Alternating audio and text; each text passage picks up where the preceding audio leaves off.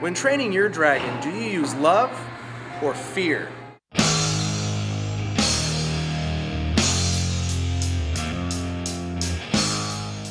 We're here tonight at Brendan Theaters watching How to Train Your Dragon 2. How to Train Your Dragon 2 stars everybody from the first one, plus some new people, which is nice. This movie is an expansion of everything you already know and love. Like in the first movie, they had their little dragon handbook and they're discussing all these types of dragons. In this movie, there are all these other types of dragons, like so many, which is nice to see an onslaught. Some look like bugs, some look like dinosaurs, some just look kind of crazy, but I mean, you like them because like these are dragons. So the movie has this new theme of love and hate, light and dark, good and evil, a lot more in depth than the first one was. One nice thing about this movie, it's an age progression thing. So it's 5 years later, so everybody has aged, everybody looks different, everybody's wearing new clothes, and that to me is a nice thing because most of the time these movies, it's the same outfit, the same, like there's no progression. It could be like each movie was a day long, but this one, time's gone by, it's nice. There was a couple moments of cheesy dialogue. I mean, cheesy dialogue. You're kind of like, eh. It's a little predictable, but it is a kid's film movie, so it's not supposed to be like, hey, I know everything about this movie, and you know, I'm gonna have like total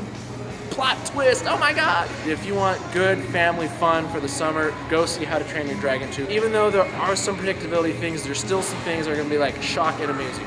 And the animation, of course, is amazing. Everything looks real, touchable. You're just kind of like, I want to be in there. Like, I want to play with Toothless. And who doesn't want a Night Fury? I'm gonna give this movie a solid 9 out of 10. Not because I'm a fan, but because it just was that good of a movie. It's enjoyable, but don't take my word for it. To see what our dragon trainers had to say about this, let's check that out. This is the storyline, plot of the movie. Dark themes, a little different than the first. How was the overall haul of the story? I enjoyed the story. I liked the age progression of the story. I enjoyed the character development. I liked the changes in the whole society as a whole of the dragon, taking care of it. Dragon community? The dragon community. I liked a lot. I think that the story wasn't particularly well written, but it's a kid's movie, so little plot holes here and there aren't a big deal. It is a lot of fun though. That's really important. You care about the characters, you like what's going on, so well done. And this isn't my kind of movie per se, but I do appreciate the storyline, the animation, the characters, and the music score by John Powell. Great job with that. Really brought out the heart and spirit and adventure of one heck of a ride that you're going to have in this movie. New dragons, more dragons. How are the dragons of this film?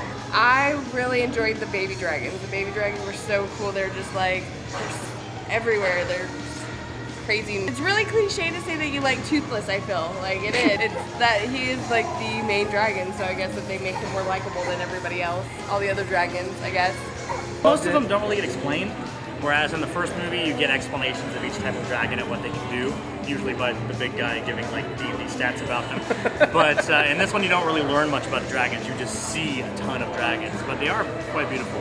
They did a good job designing each one very differently and they all look majestic. Like, it's pretty cool. There are a few people out there that might say it's overdone, but for dragon lovers or How to Train Your Dragon fans, they'll love it. It'll be heaven for them. I'll be like, that's a lot of dragons, and anyone who loved the first one is going to love the amount of dragons you see in this one. I guess the movie makers heard the opinions of the viewers and thought, let's give them more dragons. They love the first one, let's give them more of what they love. Not the same, not more of the same, but more of the same and then some.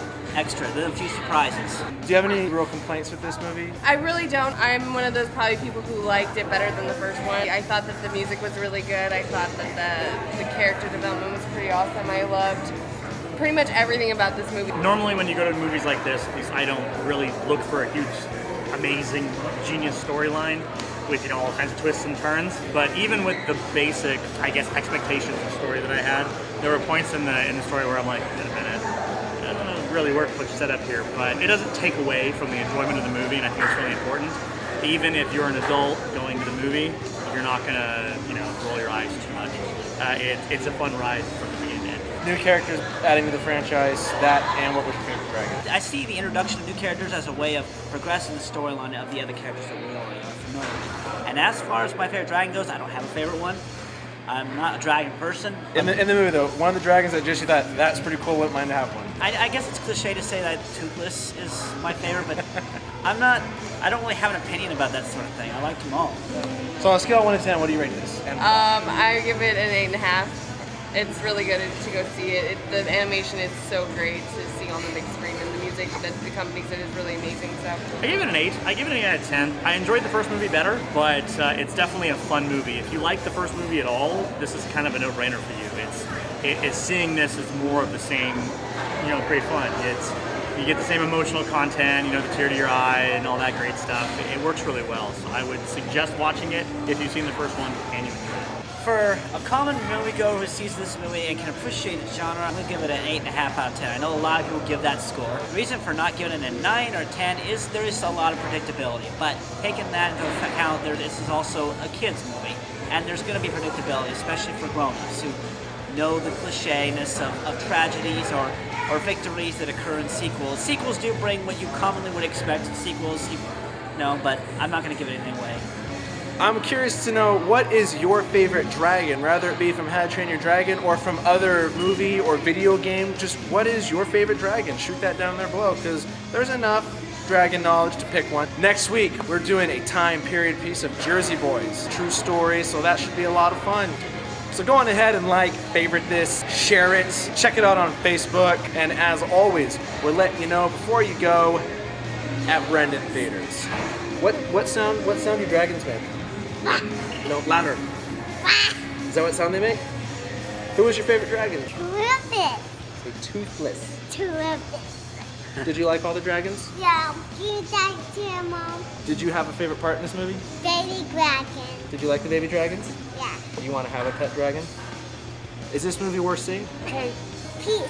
What sound do dragons make?